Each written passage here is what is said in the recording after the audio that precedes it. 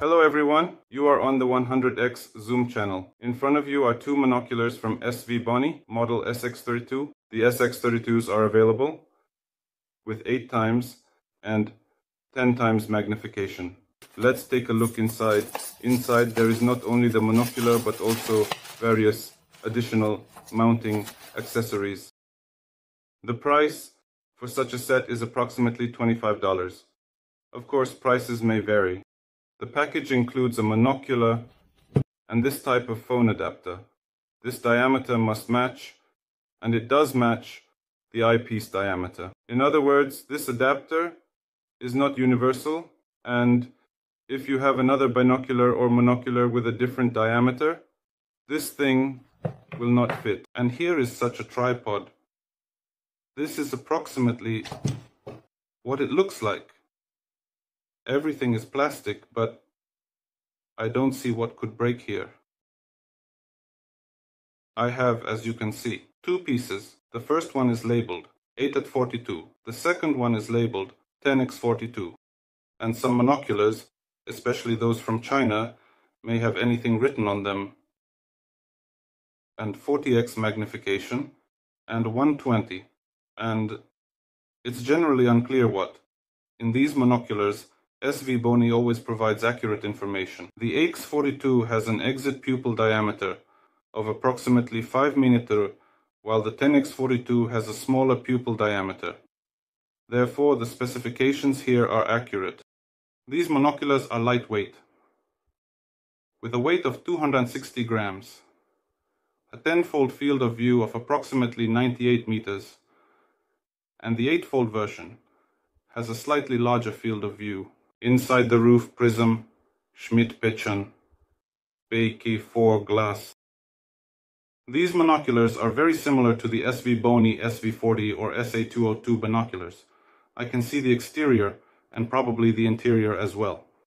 There is focusing. During focusing, as in these binoculars, the objective lens moves. This monocular has coating on the objective as well as on the eyepiece. The same is true for both the Subony SV40 and SA202. If I compare these two monoculars, I prefer the 10-fold magnification as it does not have any blackout issues. I can just press it to my eyes, well, to one eye, with all my strength, and I won't see any dark edges.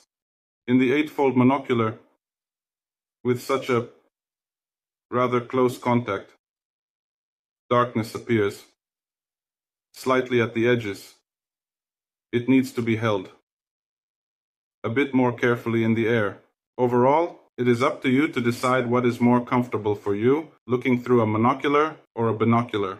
Well, I think it is still more convenient to look through a binocular with both eyes, but keep in mind that a binocular will take up twice as much volume or space. So, you see, it's such a compact thing that you can put it in any pocket or bag.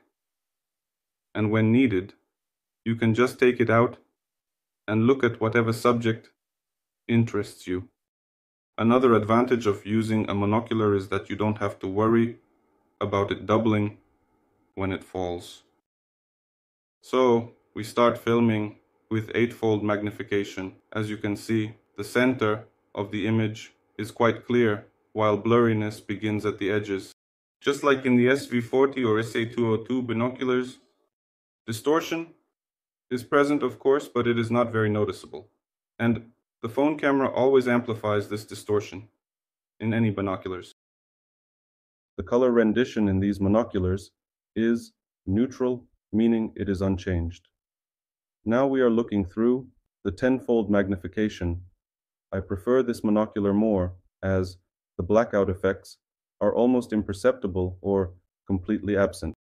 The image is just as sharp in the center, with a slight spherical aberration at the edges.